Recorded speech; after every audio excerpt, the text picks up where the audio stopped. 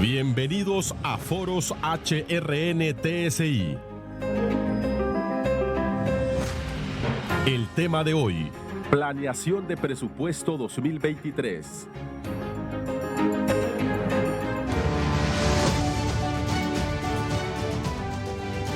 Hola, ¿qué tal? ¿Cómo están? Muy buenos días, muy buenas noches. Gracias por estar con nosotros en Foros HRN-TSI.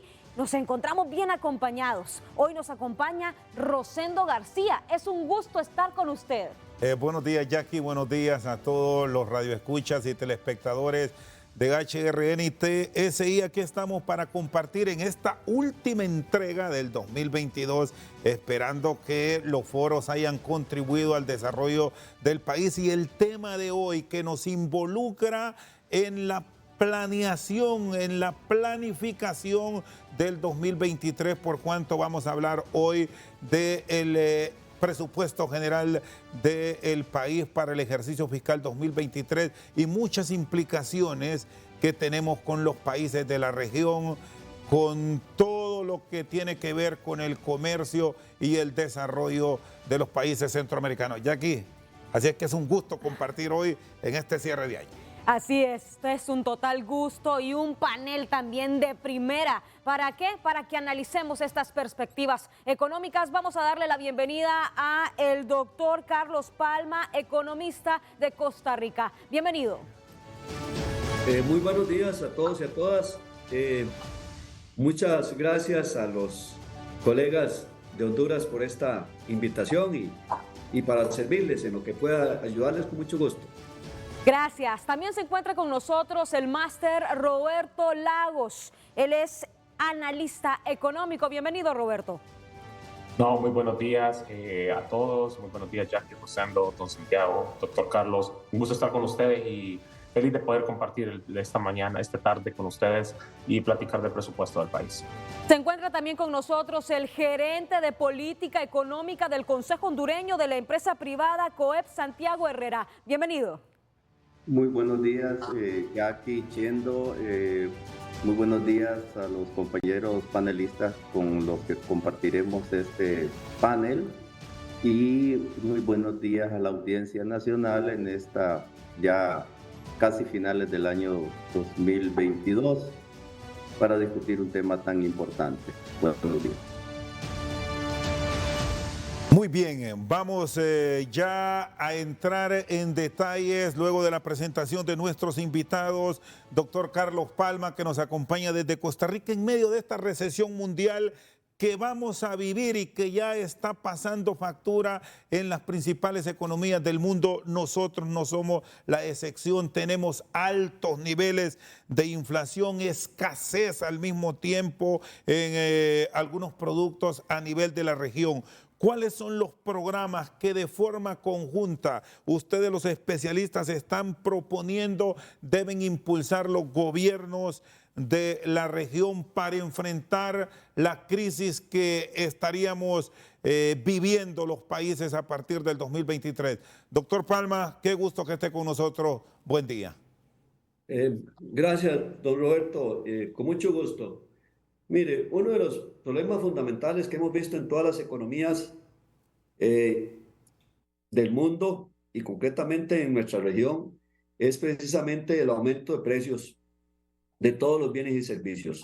Es decir, la guerra de Rusia en Ucrania más los problemas en China han ocasionado de que hayan aumentado los precios de las materias primas, combustibles, materiales de construcción, trigo, harina, etcétera, y eso ha conducido a que realmente entonces se haya traducido un aumento de precios a los consumidores. Eso, por supuesto, de que ha afectado el nivel de vida de todo el mundo, pero principalmente de nuestros países que son países en vías de desarrollo. Y ante eso hemos visto unas inflaciones que no habíamos encontrado en los últimos 30 años. Una inflación en la cual está golpeando a los sectores más vulnerables. Frente a esas situaciones, bueno, lo que han hecho los bancos centrales del mundo y en el caso de Costa Rica es aumentar lo que se llama la tasa de política monetaria. Eso significa aumentar el crédito en cuanto al costo financiero para ver si de alguna manera disminuye la cantidad de dinero que hay en la economía. Una de las teorías económicas es de que entre menos dinero tenga la gente, la inflación no se dispara, la inflación se contiene. Entonces, los bancos centrales han estado aumentando la tasa de interés precisamente para que haya una reducción en la cantidad de dinero y de esa manera controlar la inflación. Hasta ahora no ha sido una medida suficiente.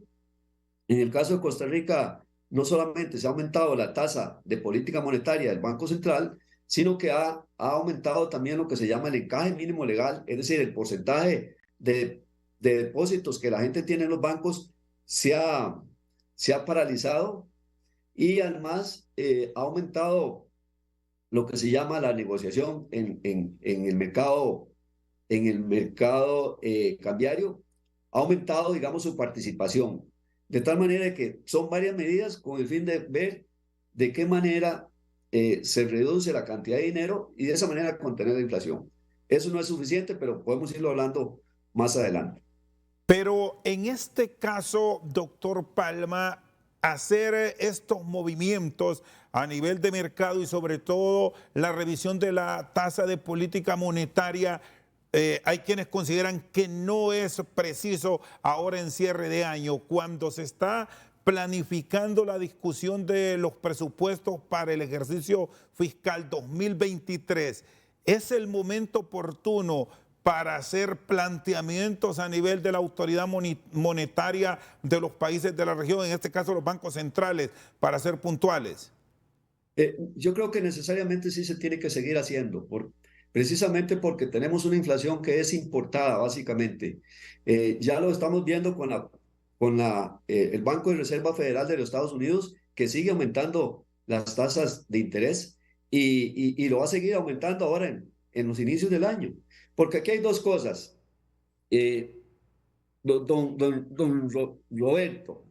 Roberto Rosendo, perdón. Aquí hay dos cosas que hay que tomar en cuenta. Frente a estos problemas, ¿qué es preferible? ¿O una recesión o una inflación? Y frente a eso, los bancos centrales se han decantado precisamente por la inflación, es decir, combatir la inflación. Claro que si se les va la mano tratando de aumentar las tasas de interés para combatir la inflación, caemos en lo que ya se puede estar presintiendo que es una recesión. Pero aún así, frente al balance de inflación y recesión, se ha preferido atacar la inflación aun cuando se pueda haber afectado la recesión. Posiblemente el próximo año ya los países empezarán a buscar nuevas medidas de política económica con el fin de ir incentivando la producción. Pero por ahora el tema central es combatir la inflación, aun cuando se pueda caer en recesión, como ya lo estamos viendo en algunos países europeos. En Estados Unidos todavía no, porque se dice que una recesión es una disminución en la producción acompañada de una disminución en la cantidad de trabajadores. Todavía en Estados Unidos vemos de que los trabajadores siguen aumentando, la producción está disminuyendo, pero no se están dando los dos fenómenos. Es decir, aumentar el desempleo y aumentar y disminuir la producción son las dos consecuencias que se tienen para definir una recesión. Y por ahora estamos viendo nada más una disminución en la producción, no así el desempleo. De tal manera de que todavía estamos a tiempo el próximo año de hacer algunos ajustes para ver cómo se puede aumentar un poco el empleo. Gracias, doctor. Y es que no, es difícil, es un panorama económico algo sombrío para 2023, no solo para países como Honduras, sino que a nivel mundial. Y por eso las naciones desarrolladas ya se están preparando y lo hicieron desde hace 6 meses atrás. A Roberto Lagos, economista, analista económico, ¿existe articulación entre el presupuesto, que es la herramienta más importante, entre la política monetaria y política fiscal? Porque aquí en Honduras todos sabemos que el incremento del presupuesto general para el próximo año fue del 27%. ¿Realmente usted cree, le parece razonable este incremento del presupuesto? Sí, buenos días, Jackie. Creo que es una pregunta relevante. Definitivamente en nuestro país no hay articulación entre la política fiscal y la política monetaria. De hecho, yo pienso que se está dando un fenómeno de dominancia fiscal en la cual lo vivimos en el presupuesto 2022. En este caso, la Secretaría de Finanzas, el Banco Central se encargó de financiar, ¿verdad?, al presupuesto 2022 con préstamos de Banco Central, simplemente por el hecho de que eran los más baratos, cuando todo el mundo sabe que los préstamos del Banco Central son los recursos de última instancia. Eso en primer lugar. En segundo lugar, lo podemos ver reflejado en el hecho de que durante el 2022 el Banco Central sacó su programa monetario totalmente en contradicción con lo que establecía la Secretaría de Finanzas. Entonces ahí vemos de inicio que no se dio una articulación del presupuesto 2022.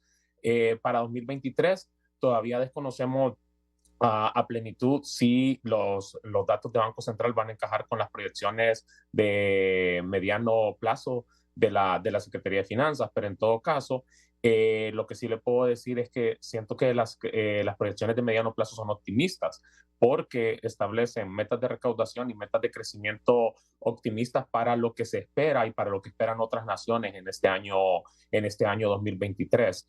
Y en cuanto a los recursos que provienen del presupuesto, para ver el impacto que esto tendrá en nuestro crecimiento, dependerá mucho si el gobierno es capaz de ejecutar e implementar toda esta inversión que está detrás de este nuevo presupuesto. Ya el año anterior dejó la experiencia de que el presupuesto no tuvo impacto, ¿verdad?, debido a los bajos niveles de inversión con los cuales se tuvo, que siempre históricamente ha sido normal, pero en el caso de Honduras, más en una etapa de post-pandemia y en una etapa en la cual nos enfrentaremos a una posible recesión, tener buenas tasas de inversión sería sumamente saludable para nuestra economía. Roberto, ¿qué debió hacer el Banco Central de Honduras en 2022? Vemos que hay países hermanos, Costa Rica es el caso, que están tomando ya decisiones y no es el caso de Honduras.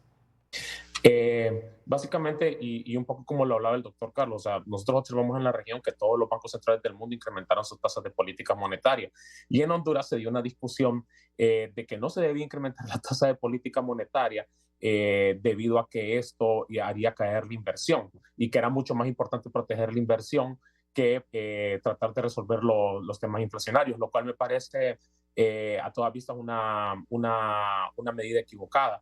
El Banco Central tiene que tener una posición independiente que le pueda brindar credibilidad. Y hasta el momento, desde mi perspectiva, la postura del Banco Central ha sido mucho más acompañar las decisiones de la Secretaría de Finanzas y no ha sido completamente independiente. Y eso donde lo observamos básicamente en los financiamientos que se le dieron de recursos del Banco Central, de las reservas internacionales, para poder financiar a la Secretaría de Finanzas. Eso por un lado.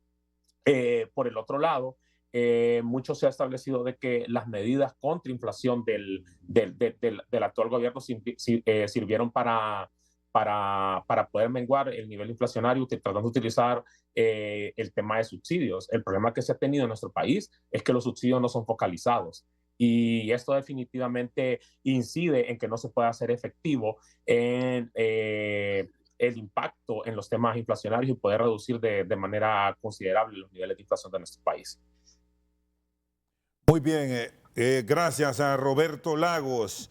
Don Santiago Herrera, del Departamento de Política Económica del Consejo Hondureño de la Empresa Privada Hondureña. En sus puntos de vista, ¿cuáles son los elementos más críticos que contiene el presupuesto de la República del 2023 y sobre los cuales se deberá de planificar con puntualidad para evitar todos los problemas que hemos enfrentado en este ejercicio fiscal del 2022. Don Santiago, qué gusto saludarle, buen día.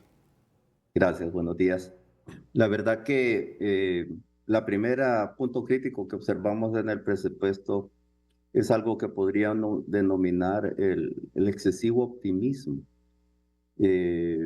porque según el panorama que nos han planteado el doctor Palma y Roberto Lagos, es muy evidente que el mundo se aproxima a una especie de recesión.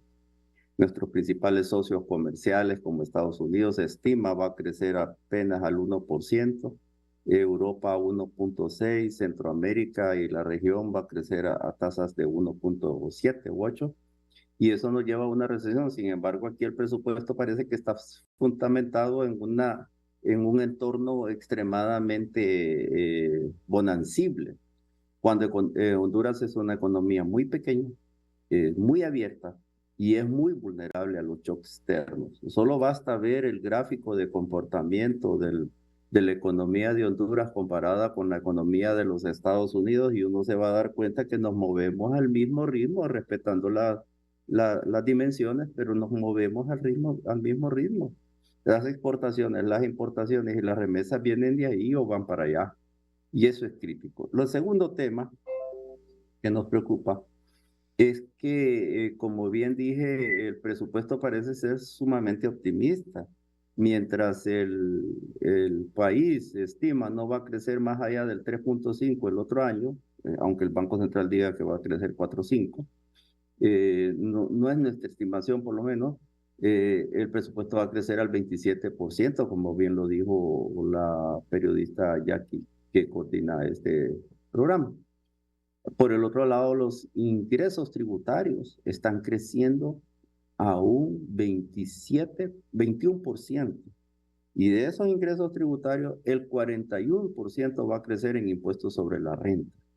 Cuando una economía va a crecer al 3.5, ¿de dónde sacan esa cifra? ¿Bajo qué estimación están fundamentando que las empresas van a poder pagar un 41% de ingresos adicionales? Entonces el presupuesto, que se basa en ingresos y en gastos, y los gastos dependen mucho de los ingresos, parece que no están bien sustentados, porque están sustentados en una cifra que no parece racional. En segundo lugar, otra cosa que nos preocupa es el gasto. Los gastos operativos contenidos en el presupuesto suman aproximadamente 90.000 millones. Sin embargo, hemos dicho reiteradamente que la priorización de los gastos debe estar enfocados en salud, en educación, en seguridad y en infraestructura. Sin embargo, salud y educación solo suman 65.000 millones de los 90. El 84% del presupuesto es gasto corriente. El 16% apenas es gastos de capital, pero dentro de ese gasto de capital hay más de la mitad de gasto social, que no es exactamente gasto en formación bruta de capital fijo, que es lo que podía considerarse inversión y que puede tener un retorno productivo para el país, sino que es más de lo mismo. Lo volvemos a repetir esa frase, más de lo mismo. Seguimos gastando irracionalmente sin focalizar el gasto y sin mejorar la calidad del gasto. Por último, como cerecita, todavía no vemos en el presupuesto cuál es la solución para la Empresa Nacional de Energía Eléctrica. Sabemos que la Empresa Nacional de Energía Eléctrica adeuda cerca de los 80.000 millones de lempiras a sus acreedores de diferentes tipos. Le debe casi 19.000 millones a los generadores privados de energía que le venden energía. Todavía tiene un 38% de pérdidas técnicas y no técnicas. El déficit anual de la ENE supera los 7 u 8.000 millones y ya tiene implicaciones porque supera más del 1 o 1.5% del presupuesto, del PIB. Y eso es un tema fiscal de por medio porque el gobierno es garante de las obligaciones del ENE. Entonces, ese panorama comparado con un presupuesto tan inflado, extremadamente optimista, bajo un escenario optimista, perdón, nos hace ver con preocupación ese instrumento de desarrollo que debería ser el presupuesto, porque en la práctica no vemos cómo ese presupuesto de verdad se va a traducir en un mayor bienestar para la economía hondureña y en particular para el hondureño. Gracias, don Santiago. Y mire que un punto importante en cada presupuesto de cada nación es la inversión a educación y la inversión a salud, porque esto ayuda para que un país salga al desarrollo. En Costa Rica, doctor, ¿cómo están trabajando en estas áreas, doctor Carlos Palma? Sí, claro. Gracias, Teresita, por la pregunta. Y es muy importante. Bueno, aquí el país destina en estos momentos, en el año 2022, cerca del 7% del PIB en educación. Y eso es un monto muy importante porque permite mantener una educación pública financiada en los tres niveles, en nivel primario, secundario y universitario. De tal manera de que nuestro mayor enfoque del gasto está precisamente en educación. Y también el otro punto es en la seguridad social.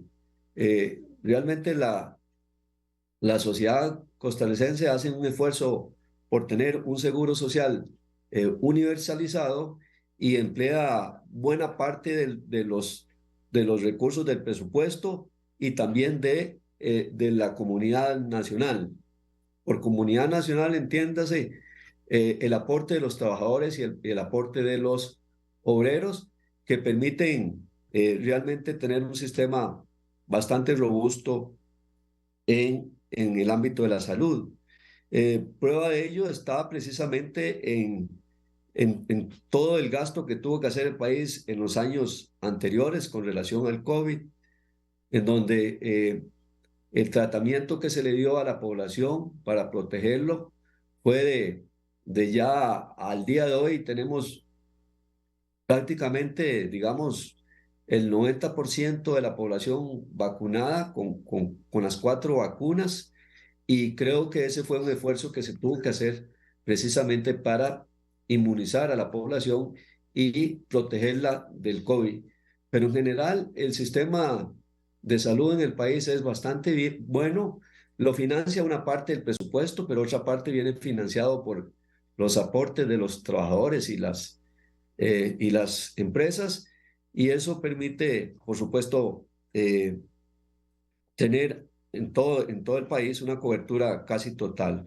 De tal manera que creemos de que en esos dos sectores el país hace un esfuerzo, porque si nosotros vemos hoy día la educación costarricense, podemos decir que apenas casi un 2% de la población está inalfabetizada, es decir, no tiene educación secundaria, primaria sí lo tiene, de tal manera que los porcentajes son bajos. Así que se está haciendo un esfuerzo. Y con relación al presupuesto que estaba hablando tanto don Roberto como Santiago, que han estado hablando, Costa Rica para el próximo año tenemos apenas un crecimiento en términos reales de 2.56 del presupuesto. Precisamente se ha establecido una regla fiscal que permite que el presupuesto no vaya aumentando año tras año según la relación que tenemos entre deuda y PIB, de tal manera de que por ley el presupuesto no puede estar aumentando más que de acuerdo a esa relación. Yo estoy de acuerdo con los colegas de este foro. El presupuesto es un instrumento importante para efectos de realizar todas las actividades que tiene a cargo el gobierno, tanto de infraestructura como gastos corrientes, pero en este caso el país está haciendo un esfuerzo por disposición legal de no aumentar el gasto corriente, es decir, sueldos, salarios, etcétera, alquileres, ese tipo de gastos, sino que también, más que todo, dedicar más recursos a infraestructura, que es la parte que puede ayudar a mejorar las condiciones futuras del país, tanto para efectos de exportaciones como para generar más empleo.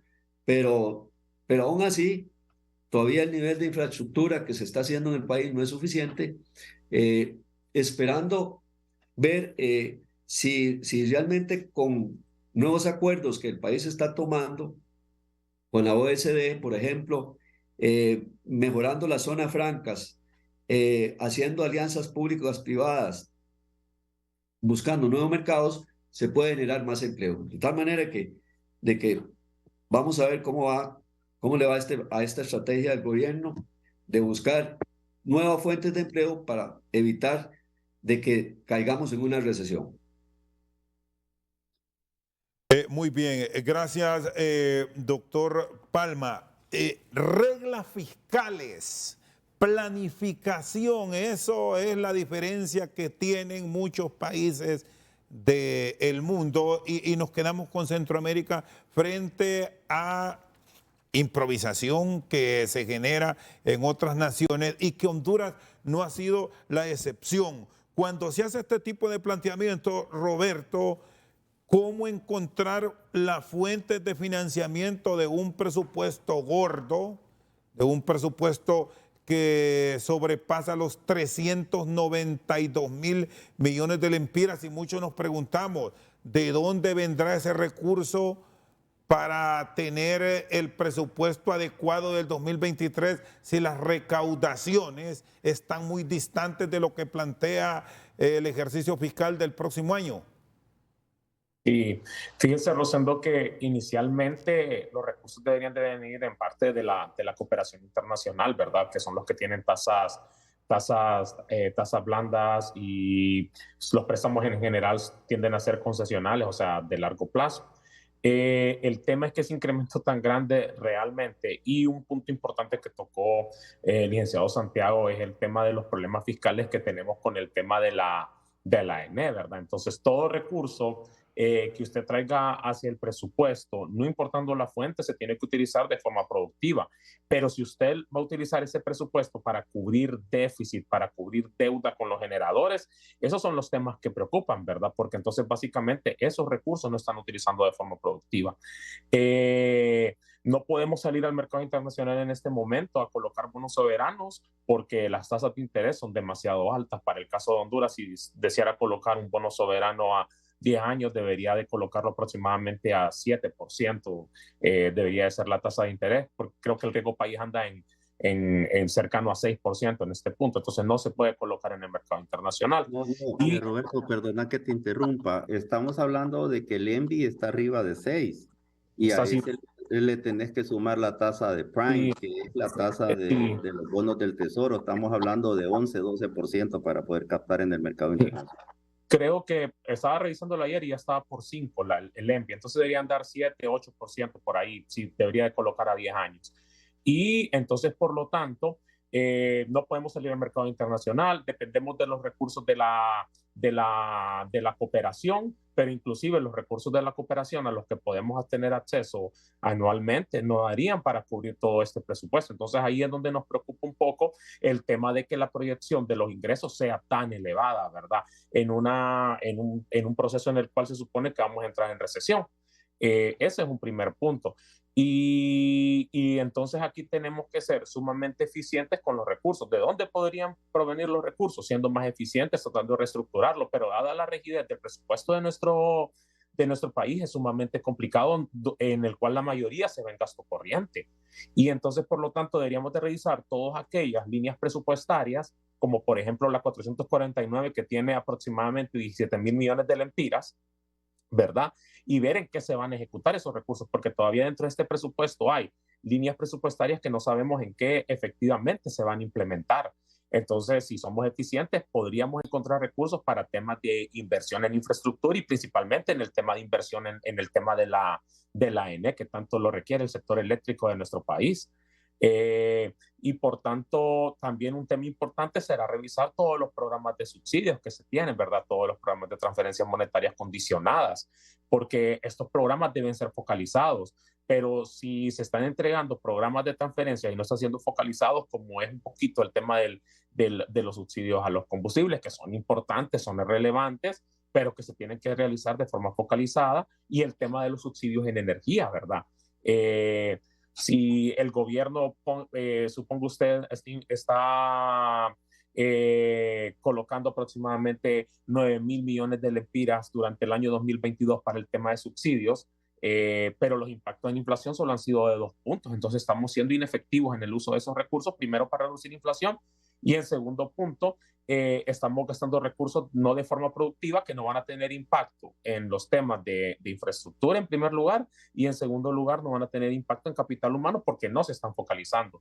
Entonces viene por un tema de revisar cuáles son las fuentes de financiamiento disponibles y después de eso tratar de ver cómo se puede reestructurar el presupuesto para tratar de reorientar recursos, tratar de reducir los gastos y tratando de focalizar estos recursos que son utilizados en gasto social, tratando de ser más eficientes y más efectivos para poder darle las necesidades que la ciudadanía tiene, para poder cumplir las necesidades de la ciudadanía. Gracias, Roberto. Y don Santiago Herrera, se había hablado con la elaboración de un presupuesto con base a cero. Pudimos observar que no se tomó en cuenta esta iniciativa. Y si seguimos con estos niveles de endeudamientos, estos altos niveles de endeudamiento, ¿para dónde va el pago de servicio de deuda? Jackie, antes que de referirme a esto, me gustaría decir un par de cosas. Lo primero es que cuando hablamos del presupuesto uno debe preocuparse por 3 variables al menos. Uno es la magnitud, la cantidad. Los 392.000 millones, si no se alcanza la meta de crecimiento del PIB como la ha planteado el gobierno, va a alcanzar el 50% del Producto Interno Bruto. Y eso significa que el gobierno nos está diciendo a nosotros que todo lo que produzcan la mitad la gasto yo. Y si la voy a gastar en salud, educación y seguridad y los indicadores de ese presupuesto no son lo que deseamos, o sea, son precarios, eso nos lleva a que la calidad del gasto, o sea, el destino de los recursos que estamos utilizando, la mitad del presupuesto, no está teniendo el retorno productivo que necesita el país. Entonces son uno la cantidad, otro es la calidad del gasto, en qué lo enfocamos y el tercero lo acaba de mencionar muy bien Roberto, que es cómo se financia. Tenemos que ver cómo se financia. Ahí dice que vamos a crecer en ingresos tributarios 21% y que vamos a pagar deuda y otras cosas, pero hay que preocuparse porque, por ejemplo, el gasto social, la red solidaria y todos esos recursos que estaban en diferentes secretarías están pasando a la casa presidencial.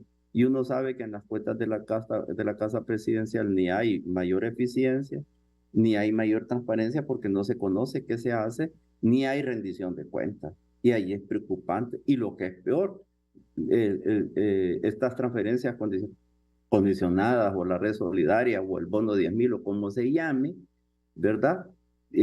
Concentrados en la casa presidencial, tienen un altísimo efecto de politización que hace menos eficiente la asignación de los recursos a quien más los necesita.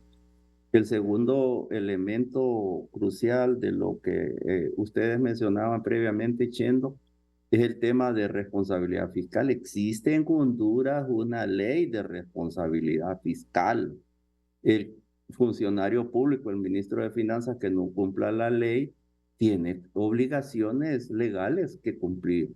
Debe haber un marco macrofiscal que nos diga hacia dónde vamos en materia de déficit, de gasto corriente, de gastos relativos al personal. Sin embargo, con la pandemia esos techos se rompieron por la emergencia del país, pero bueno, ya estamos en el 2023.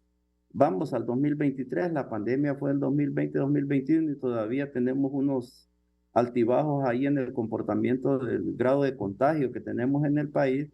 Sin embargo, los indicadores de responsabilidad fiscal pareciera que no han pasado a segundo término y no tienen mayor vigilancia. Y sobre lo que usted me preguntaba, Jackie, podemos decir algo. El presupuesto base cero es una metodología costosa en tiempo, es costosa y requiere un ejercicio de planificación muy exhaustivo y requiere un seguimiento de la ejecución muy exhaustivo, pero también le da libertades al gobierno, digamos, al ministro de Finanzas para decir, bueno, este no está gastando ni está ejecutando, se lo quito y se lo paso para acá. Esas cosas hay que cuidarlas en este país que que cuesta mucho darle seguimiento a esa ejecución. Entonces, ese seguimiento, considerando el desempeño observado por ahora en 2022, que esperamos no se repita, bueno, todavía en octubre hablábamos de un nivel de ejecución que era inferior al 60%. En noviembre vigilábamos y parecía que estaban llegando al 78%, pero la mayor parte de los recursos se habían ido en salarios y se había ido en pago de servicio de deuda. El resto de la ejecución no se miraba por ningún lado. Entonces, esto implica fuerte disciplina. Y hasta ahora lo que hemos visto no es una clara disciplina en la ejecución del gasto, en la ejecución del presupuesto. Y por lo tanto a mí me parece que fue como una declaración en cuanto a los términos de la política presupuestaria, pero no pasó más de una declaración. Veremos en el próximo año si efectivamente se asume como responsabilidad, en primer lugar, los indicadores que deberían de estarse cumpliendo dentro de la ley de responsabilidad fiscal, y ojalá algún día podamos aspirar a tener alguna metodología como la de presupuesto base cero, que ya tiene muchos años y en la mayoría de los países no ha tenido los efectos que uno aspiraría o desearía. Muy bien, gracias a don Santiago Herrera. Estos son foros HRN-TSI, hoy con nuestros invitados, doctor Carlos Palma, Roberto Lagos y Santiago Herrera, analizando la planeación del presupuesto 2023 y las repercusiones en el crecimiento económico en la región. Una pausa, ya regresamos con más.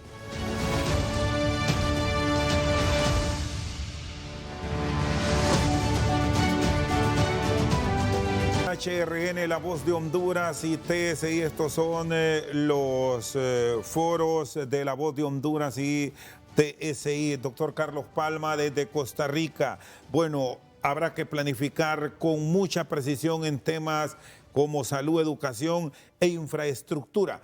Con la llegada de nuevas variantes que ya nos están pasando factura a nivel de la región, hay nuevos brotes de COVID-19 y la continuidad que se debe dar a procesos educativos en línea, porque esa es una modalidad que llegó y se quedó. ¿Cómo lo están manejando a nivel de Costa Rica? ¿Cómo se estructuran para que no se vayan a tener repercusiones severas en el crecimiento económico fijado para el primer trimestre del año? Gracias, don Roberto. Mire, en realidad Costa Rica está bastante cubierto con ese tema, con el tema del COVID. En primer lugar, aquí se estableció de que era obligatoria la vacuna. La vacuna a todo nivel, desde los niños hasta las personas de tercera edad, por supuesto.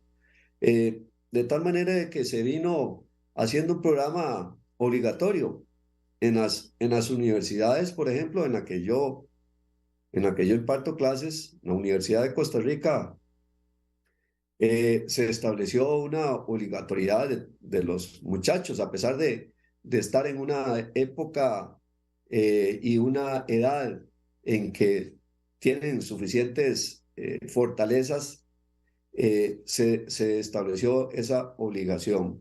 Y a nivel de escuelas y a nivel de centros educativos también se hizo lo mismo. Como le digo, hoy día, por ejemplo, los niños tienen 4 vacunas.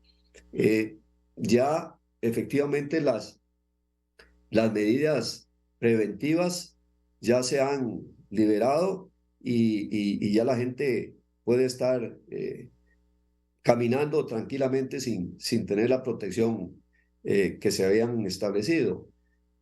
Creo que ese no es ya un problema para Costa Rica, porque el sistema de seguridad social se llevó a todos los niveles.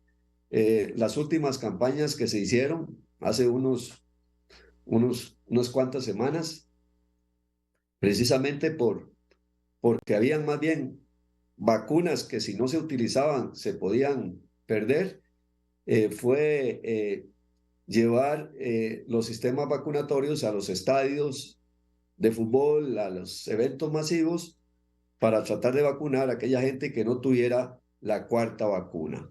de tal manera que el sistema ya está bastante cubierto y ya por lo menos no es un tema ya prioritario. Y en parte porque tiene que ver con la reactivación de la economía. Es decir, lo que fue la pandemia obligó al cierre de muchas actividades y que la gente no pudiera salir. Y eso pues tuvo un efecto muy grave en nuestras economías, pero que aquí, como le digo, oportunamente se atendió bien. La gente que estuvo con alguna afectación, bueno, Costa Rica tiene 5.300.000 habitantes, 1 millón de personas fueron las que estuvieron contaminadas y de ese millón, casi que el 95% salieron adelante.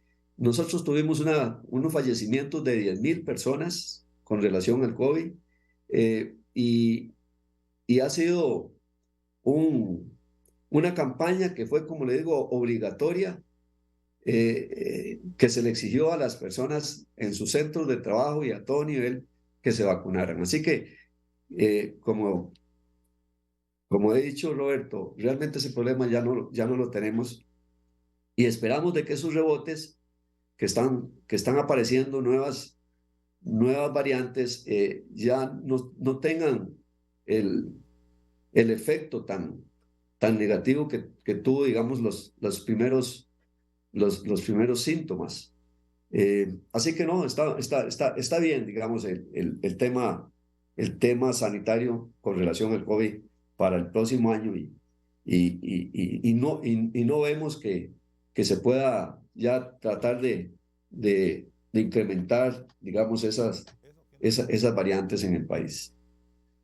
Gracias, doctor. Y vamos a hablar de los retos del gobierno para 2023. La Facultad de Economía de la Universidad Nacional Autónoma de Honduras, el jefe del Departamento de Economía de la UNA, Henry Rodríguez, ha planteado estos retos para 2023. El manejo eficiente del presupuesto de ingresos y egresos de la República, garantizar la seguridad alimentaria de la población, recuperar operatividad de empresas públicas, implementar plan de fomento a inversión productiva, implementar plan de generación de empleo, revisión de exenciones y exoneraciones, aplicar acciones de política monetaria para mantener el tipo de cambio, aplicar acciones de política monetaria y fiscal para controlar la inflación, mejorar el clima de negocios y riesgo país y negociar un acuerdo con el Fondo Monetario Internacional. Todos estos retos es los que tiene el gobierno para 2023, según el Departamento de Economía de la Universidad Nacional Autónoma de Honduras. Es el gobierno hondureño que tiene estos retos. Vemos que en el presupuesto, en el anteproyecto de presupuesto de ingresos y egresos, vemos un incremento de 12.000 millones de lempiras en la partida presidencial. ¿Cuál es la lectura ante tanto problema que tenemos, que ya los acabamos de decir, que son retos para el gobierno en 2023? ¿Cuál es la lectura de este incremento, Roberto Lagos? No, mire, a mí me preocupa mucho el incremento en esa partida, ¿verdad? Precisamente por el tema de ineficiencia en el tema de presupuesto. Un poquito con respecto, y ahí sí quiero regresar, con respecto a lo que planteaban desde la Universidad Nacional, sí estoy de acuerdo en el tema que se requiere un acuerdo con el Fondo Monetario Internacional, pero ya pasó este primer año y no se logró, ¿verdad? Entonces vamos a ver en estos próximos 12 meses, porque realmente estos 12 meses van a ser claves y vitales, Jackie, para si se quiere lograr un acuerdo con el fondo. Y luego un punto que tocaba también el licenciado Santiago es el tema del déficit fiscal, ¿verdad? En Honduras hay reglas fiscales, pero ya las reglas fiscales no se implementan. En el pasado fue debido al tema del COVID, desgraciadamente. Cuando se abrieron estos recursos, mucho se fue en corrupción, ¿verdad? Con el tema de los hospitales móviles y básicamente ese es uno de los problemas, ¿verdad? El tema de corrupción. Pero adicionalmente a esto, es el tema de que todo presupuesto, todo déficit que usted tenga el día de hoy, en algún punto va a tener que ser pagado con deuda, ¿verdad? Es decir, si los déficits son de 4.5% y las reglas fiscales le dicen que van a ir reduciendo en medio punto del PIB cada año, eso significa que le va a tomar 10 años para poder retornar al orden de las finanzas públicas en nuestro país. Entonces, todo eso en algún punto se va a convertir en endeudamiento. Y entonces en esta parte resulta relevante que todos los recursos que se traigan del exterior, ¿verdad? Todos los recursos que sean usados por parte de la cooperación sean utilizados de forma eficiente y todos los recursos que generen en nuestra economía también sean utilizados de forma eficiente. Entonces tenemos que revisar esas partidas presupuestarias y darle una mejor asignación. En ese sentido, darle la asignación en los temas de salud, de educación, infraestructura sería lo importante y lo relevante para este año 2023, ¿verdad? Y que no estuvieran aglutinados en una sola, en un solo objeto de gasto, ¿verdad? Eso por un lado y aquí. Y finalmente sobre este tema de qué otros elementos se deben realizar, yo pienso también, y estoy de acuerdo con Licenciado Santiago, que el tema del ENE es clave, ¿verdad? Mientras no se resuelva este problema, mientras sigamos teniendo los niveles de déficit, los niveles de deuda y no se resuelva el problema de pérdidas técnicas y no técnicas, que son del 40%, y solo para darle a una ciudadanía una idea, 40% de pérdidas equivale a $600 millones más o menos. ¿Verdad? Eso es el costo, ese es el monto de un bono soberano. Entonces, tenemos que resolver esos temas fiscales para el próximo 2023. Entonces, más allá del monto, es cómo somos más eficientes en el uso de los recursos, cómo podemos articular lo que siempre hemos mencionado, y yo recuerdo hace mucho tiempo cuando estaba en el sector público, cómo podemos articular el presupuesto con la planificación, ¿verdad? Que eso siempre ha sido un problema y nunca se ha logrado realizar un proceso de planificación y presupuestación en los cuales los dos están articulados. Generalmente la Secretaría de Finanzas jala para su lado con el CIAFI, ¿verdad? Y eso nunca se logra articular con los sistemas. Y un tema importante que sí tiene este gobierno es el tema de evaluación. Pienso que sí han desarrollado un buen sistema de evaluación que lo pondrán en práctica en este 2023, ¿verdad? Creo que eso sí es relevante. Ese sistema de evaluación fue certificado por el BIR. Entonces, veamos cómo esta evaluación puede tener incidencia en tratar de corregir los desajustes en los temas de ejecución del presupuesto y en los temas de implementación del mismo, ¿verdad? Yo pienso que eso va a ser relevante para el 2023, pero sí dejarles el mensaje a las autoridades del gabinete económico y específicamente a su coordinación, que solo tienen para incidir este año con la política fiscal, porque generalmente ya tenemos la experiencia que en nuestro país el tercer año se vuelve político y el cuarto año vienen las elecciones. Entonces, realmente este año es clave para nosotros. Roberto, solo en una cifra, díganos cuánto incrementó la partida presidencial en este presupuesto. Mire, tengo el dato que en el año 2021 era de 5,000 millones de lempiras, ¿verdad? Y para el año 2022, esta partida 449 pasó a 15,000 millones de lempiras. En ese momento, la excusa era que era para el pago de prestaciones, salarios y otro tipo de subsidios como son los de la red solidaria. Para este año 2023 es de 17,000 millones. Es decir, que se ha seguido incrementando. Y esto es problemático porque una partida tan grande debería de tener un nivel de desglose importante de en qué se van a utilizar esos recursos para el año 2023, ¿verdad?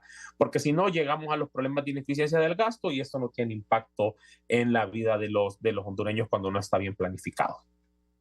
Muy bien, gracias, Roberto. Don Santiago, ¿advierte usted que este presupuesto no se va a cumplir, que independientemente de la cifra que ahí está, que son 392,000 millones, al final no tendremos de forma concreta el fondo para diferentes programas y terminaremos con movimientos internos para cumplir a finales del próximo año?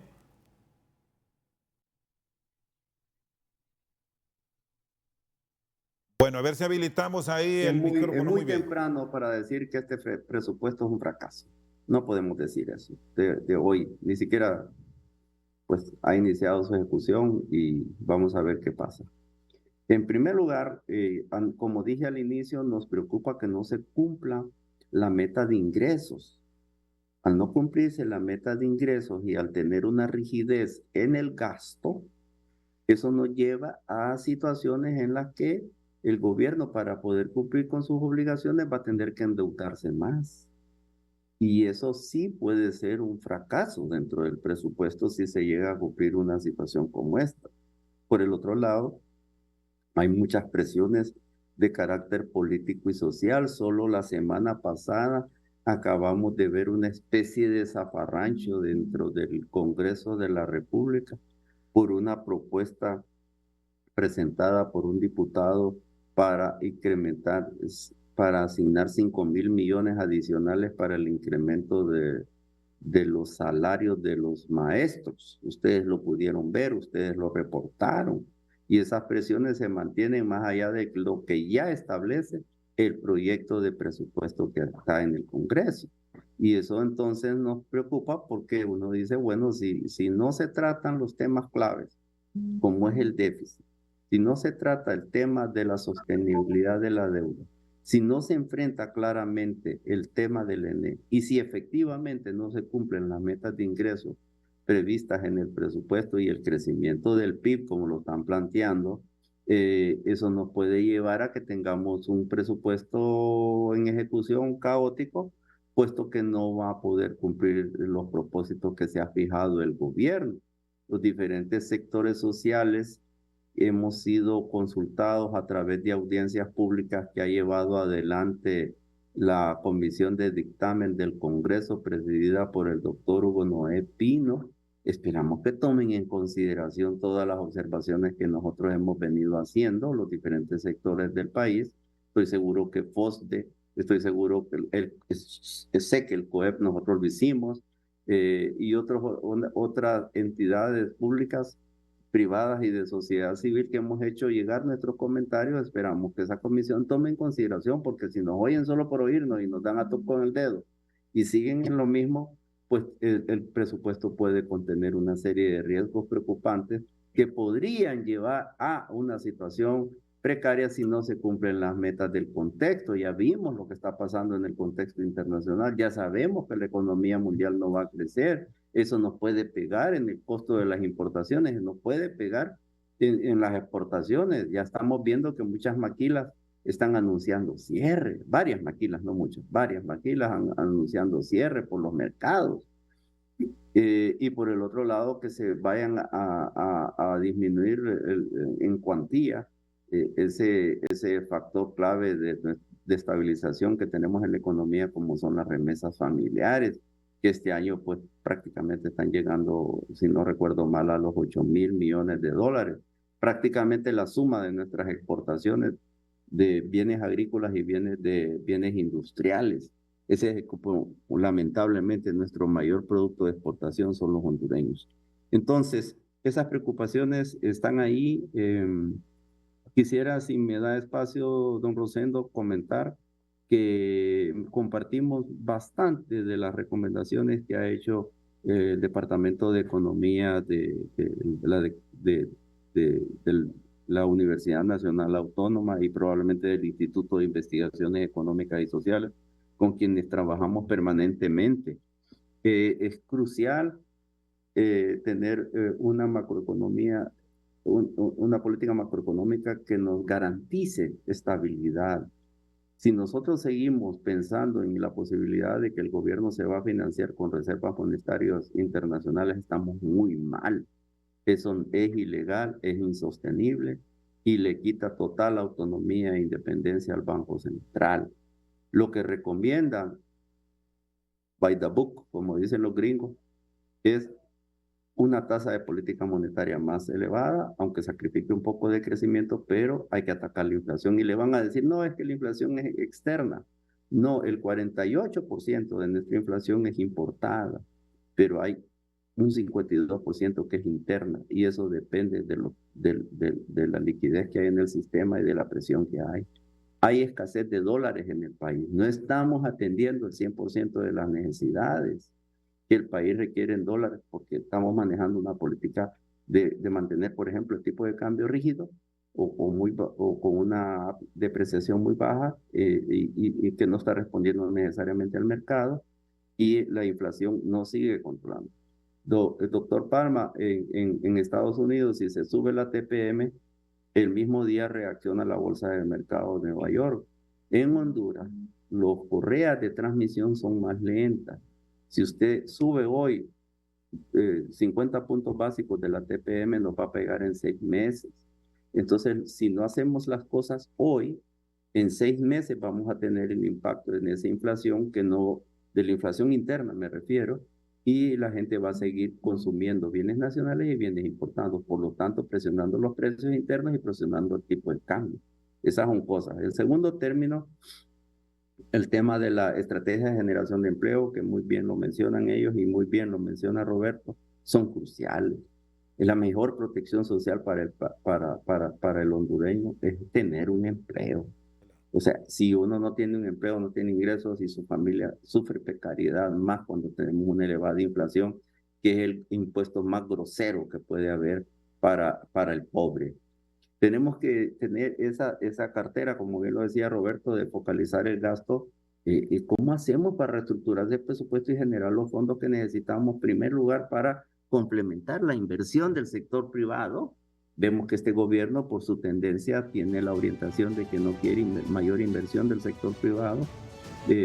Ha descartado prácticamente la posibilidad de coinversiones y eso nos lleva, por ejemplo, en el sector energía.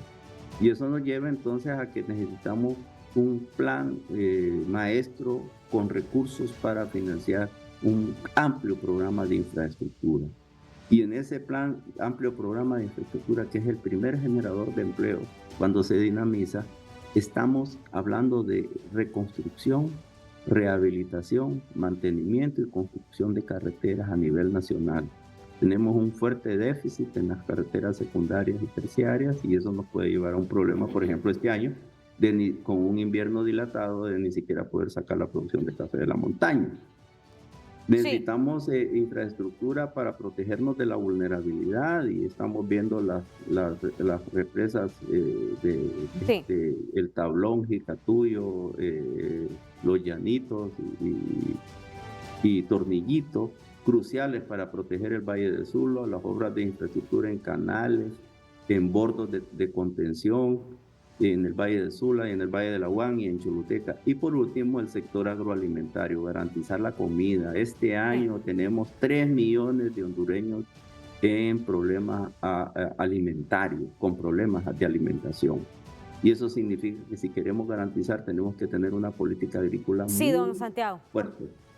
Un análisis bastante amplio. Vamos de inmediato a una pausa. Vamos, si estamos analizando la planeación del presupuesto de ingresos y egresos para 2023 con el doctor Carlos Palma, el máster Roberto Lagos y don Santiago Herrera. Vamos a la pausa y volvemos.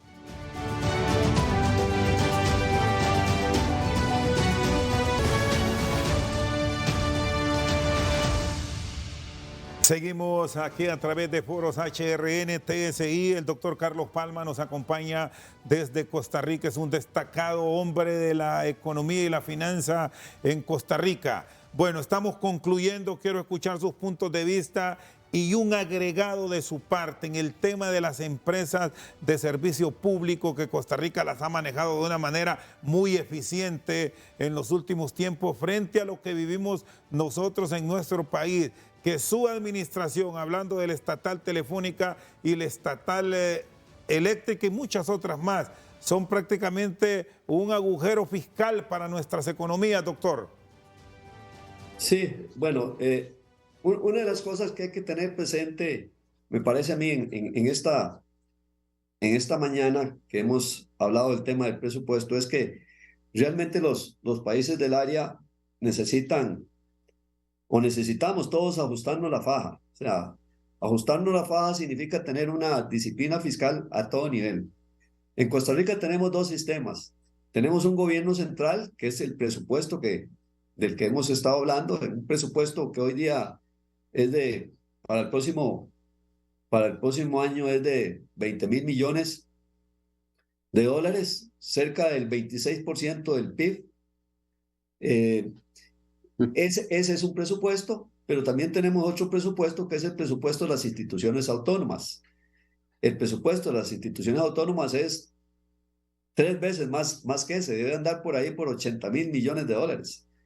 Y efectivamente, el trámite en ambos presupuestos es muy diferente. El presupuesto central de estos 20.000 millones que estamos hablando son 20.000 millones que se tramitan a través de todo el proceso de aprobación en la Asamblea Legislativa, mientras que el otro presupuesto de las instituciones autónomas o descentralizadas es un presupuesto que se maneja nada más con la aprobación de la Contraloría General de la República. ¿Por qué ese sistema presupuestario así?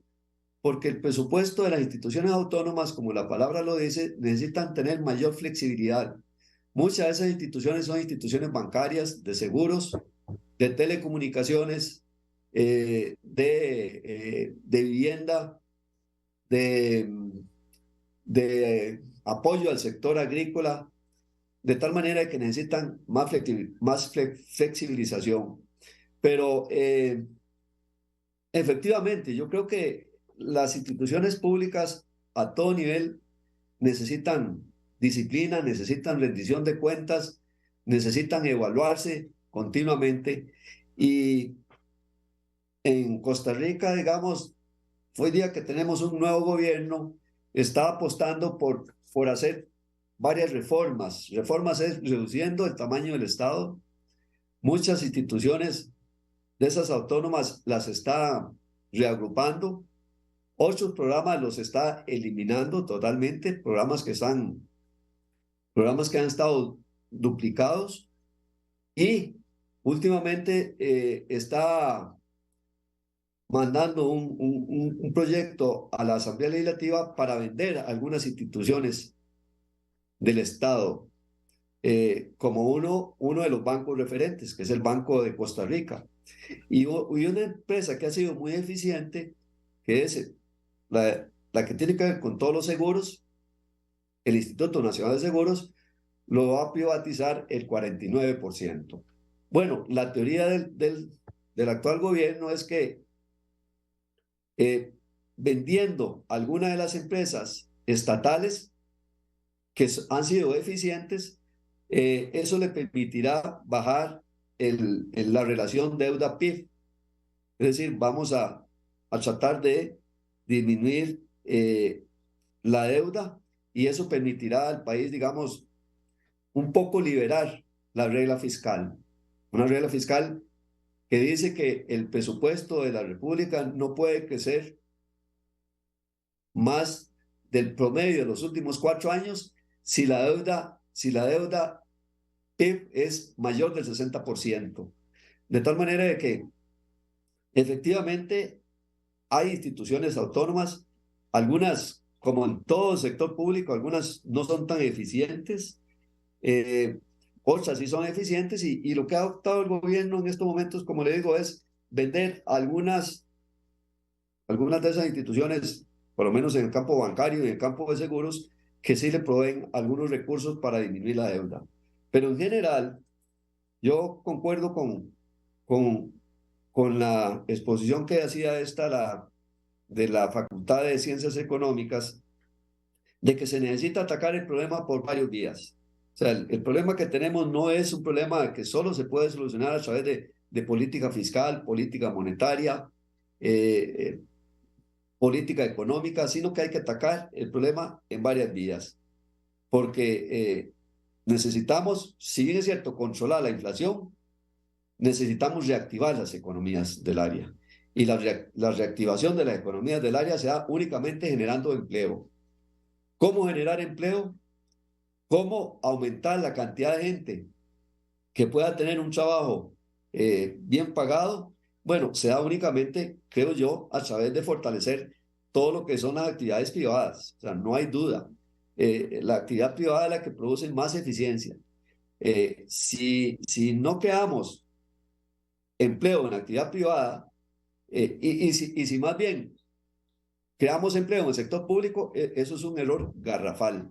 Eso no es una buena política. De tal manera que creo que los países del área van a tener que hacer el ajuste, controlar la inflación, reactivar la economía a través de alianzas público-privadas, buscando más eficiencia del Estado, reduciendo posiblemente el tamaño del Estado a instituciones que no cumplen el objetivo y hacer alianzas público-privadas, que es otra de las formas que nos permiten aumentar la infraestructura. Pero creo que los desafíos que tenemos como área centroamericana, son desafíos que tienen que buscar cómo reactivar la economía. Y la reactivación de la economía está en el sector privado. Importante análisis, doctor. Y también tenemos que hablar de la lucha contra la corrupción y su conclusión final, Roberto Lagos, sobre la discrecionalidad en las compras de emergencia en el presupuesto para 2023. Sí, ese ha sido un tema de discusión, ¿verdad? Creo que habían un par de artículos que promovían el tema de contratación directa sin tener que pasar por la autorización de la presidenta. Afortunadamente, creo que el doctor Hugo Noé Pino, desde la Comisión del Presupuesto, sí lideró de forma importante un proceso en el cual se estableció que se van a eliminar esos decretos, ¿verdad?, para la aprobación del presupuesto. Esperamos que eso se cumpla.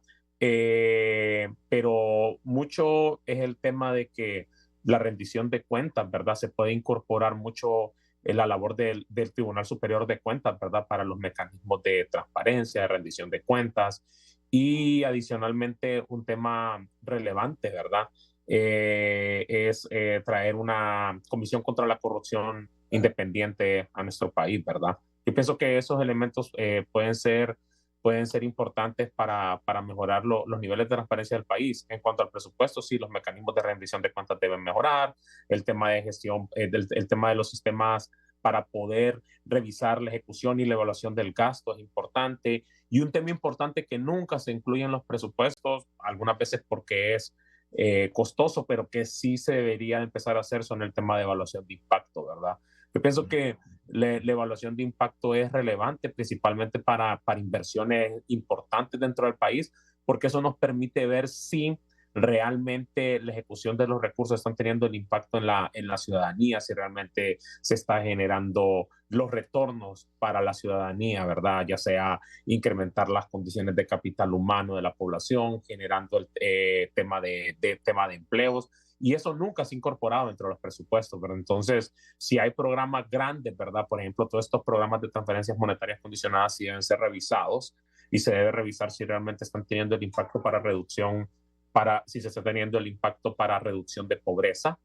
Pero adicionalmente todos aquellos programas grandes de infraestructura que se incluyan, se les debe realizar una evaluación de impacto porque si no se está cumpliendo con los objetivos para los cuales fueron diseñados, esto le permite reajustar y rediseñar estos programas, ¿verdad? Entonces esa es otra medida de transparencia, ¿verdad? No solo contar con indicadores simples como son si se generaron 5,000 empleos, pero hay que ver la calidad del empleo que se genera, ¿verdad? Hay que ver si este empleo está pagando un salario digno a las personas, hay que ver si este empleo es de alta productividad o de baja productividad. Entonces, todos estos elementos se deben incorporar, ¿verdad? Dentro de las disposiciones presupuestarias sería relevante. Y finalmente, un punto también importante es también quitarle todos los elementos de poder obtener financiamiento del Banco Central con tanta libertad a la Secretaría de Finanzas. Creo que eso, ir sobre la independencia del Banco Central, creo que esto debilita la institucionalidad, ¿verdad?, de nuestro país, debilita los mandatos. Entonces yo pienso que estos elementos son claves que se vayan incorporando, ¿verdad? Y tratar de ser más eficientes en el uso de los recursos, todos los temas de audiencias públicas en las cuales los funcionarios pueden explicar en qué se realizó, en qué se ejecutó el presupuesto y si lograron los objetivos para los cuales. Por eso todos los temas de evaluación siempre son relevantes, estimada Jackie. Bien, gracias, Roberto. Si no tenemos un respeto a lo planificado, ¿qué riesgos corre nuestro país, don Santiago?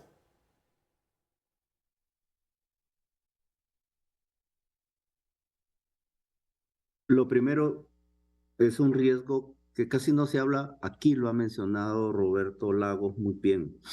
El primer riesgo es el de dominancia fiscal. Si la política monetaria del Banco Central se va ajustando nada más a la política expansionista fiscal, tenemos un grave problema a futuro. Y eso hay que cuidarlo. Las reglas de responsabilidad fiscal hay que retomarlas. Si no, el gobierno va a terminar actuando por la libre, sin mayor disciplina y sin mayor orden en la gestión de las finanzas públicas. El nivel de endeudamiento que se aproxima al 50% y el alto nivel de servicio de deuda. Fíjense ustedes que si uno suma salarios más servicio de deuda, en unos ingresos ordinarios representa más del 90% de los ingresos tributarios. Con ese inflado ingresos tributarios previsto en el 2023, esas dos cifras suman el 80% de los supuestos o potenciales ingresos tributarios. Eso quiere decir que no queda para nada más, salvo que tenés que endeudarte para poder cumplir el resto de las obligaciones del gobierno. Y el tercero es la calidad del gasto. Si seguimos gastando, como bien explicaba Roberto, en gasto corriente, en gasto ordinario, si seguimos concentrando 17,000 millones en las cuentas de la Casa Presidencial, donde normalmente no hay mayor eficiencia, no conocemos los niveles de ejecución, no conocemos en qué se usan, como bien lo detallaba Roberto, el detalle del uso, y menos vamos a conocer la evaluación del impacto de esos recursos. Entonces, ¿por qué estamos concentrando tantos recursos en gastos operativos, gastos en la Casa Presidencial, y no conocemos que esas cifras deberían de estar alimentando presupuestos como los de salud, como los de educación, como los de seguridad, ante tantos problemas que estamos enfrentando hoy de extorsión? Otro riesgo es el tema de seguridad jurídica, el respeto a las leyes y las normas. Aquí todos los días estamos cambiando leyes y normas y eso nos deja en una especie de indefensión. No hay certeza jurídica y así no puede haber inversión. El tema de las invasiones en el campo que no son enfrentadas a tiempo y en orden nos está provocando graves crisis y poniendo en precario la seguridad alimentaria del país y nuestros principales cultivos de exportación, porque no invaden tierras ociosas, solo están invadiendo tierras productivas para robar fruta. Es un acto delincuencial más que de recuperación de los derechos de los trabajadores del campo. Eso no es necesariamente así, y eso es preocupante para la seguridad jurídica del país. Muy bien, solo gracias. La inversión nacional no va a ser capaz de levantar los niveles de producción y productividad que requiere Honduras. Necesitamos complementarla con inversión extranjera y también con calidad de la inversión del gobierno. Entre todos es que podemos generar una reactivación económica tan importante para poder generar los empleos que necesita este país, los empleos decentes, como bien lo dijo Roberto Lagos. Muy bien, gracias. Don Santiago Herrera, economista, gerente de política económica de la empresa privada hondureña. Roberto Lagos y Carlos Palma nos acompañan en el foro de hoy. Pausa, ya volvemos.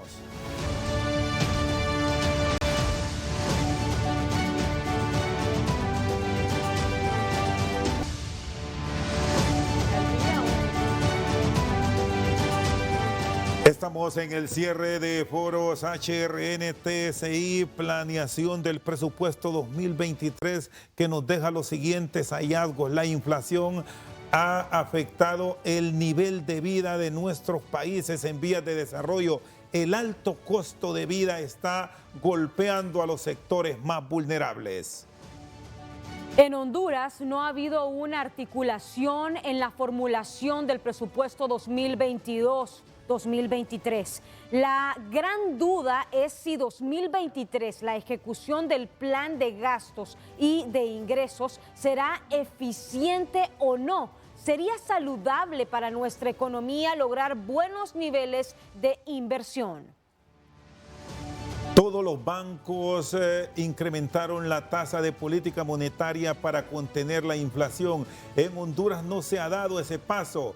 Y es que el Banco Central de nuestro país no ha tenido una postura independiente en la presente crisis, sino de acompañamiento de las decisiones de la Secretaría de Finanzas. El mundo se aproxima a una recesión. Sin embargo, el presupuesto de Honduras está fundamentado en gastos y no en inversiones productivas.